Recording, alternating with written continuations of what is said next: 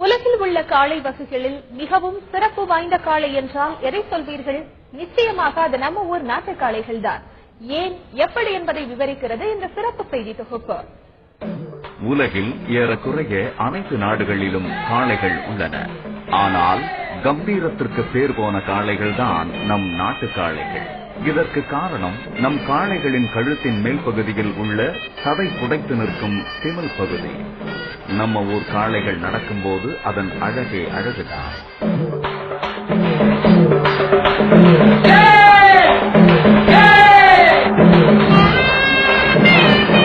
திமில் பெருத்து கம்பீரமாய் நடைபோடும் தமிழக கிராமத்து காளைகள் மாட்டு வண்டியில் எவ்வளவு சுமை வைத்தாலும் அனாயசமாக சுமையை இழுத்துச் சென்றுவிடும்.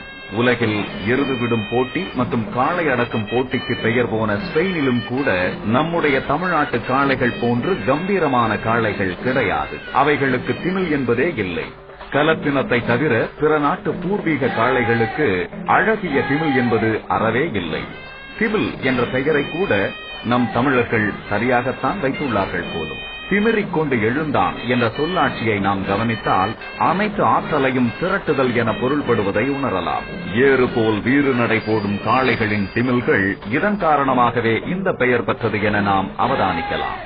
விலங்குகளில் தமிழக காளைகள் ராஜகம்பீர தோற்றம் உடையவை என்பதை ஜல்லிக்கட்டு மைதானங்களில் துள்ளி பாய்ந்து சீரும் காளைகளை நாம் காணும்போது இதை உணரலாம்.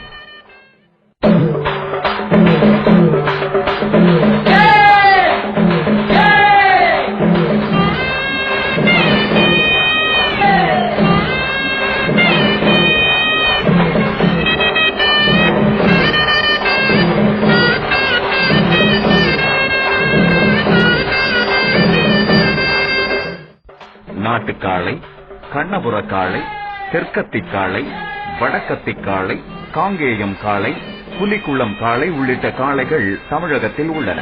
இவைகளில் காங்கேயம் காளைகளின் அழகில் சொக்கிப் போகாதவர்கள் இருக்க முடியாது.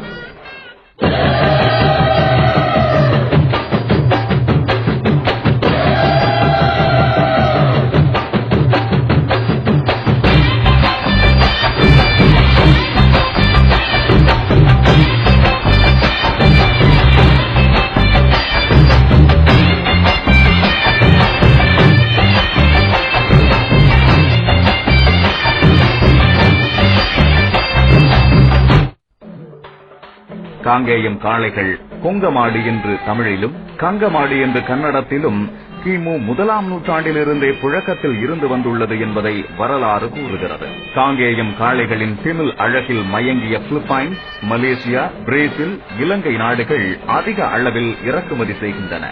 இத்தகைய சிறப்பை தாங்கி நிற்கும் நம்ம ஊர் காளைகளை பாதுகாப்பது நமது கடமைதானே. ஜல்லிக்கட்டு இன்று நேற்று தொடங்கியது அல்ல என்பதை துள்ளி திரியும் காளைகளை துணிந்து அடக்கும் இளைஞர்களை பற்றி கலித்தொகையில் கொல்லேறு தழுவல் என்ற பாடல் பறைசாற்றுகிறது.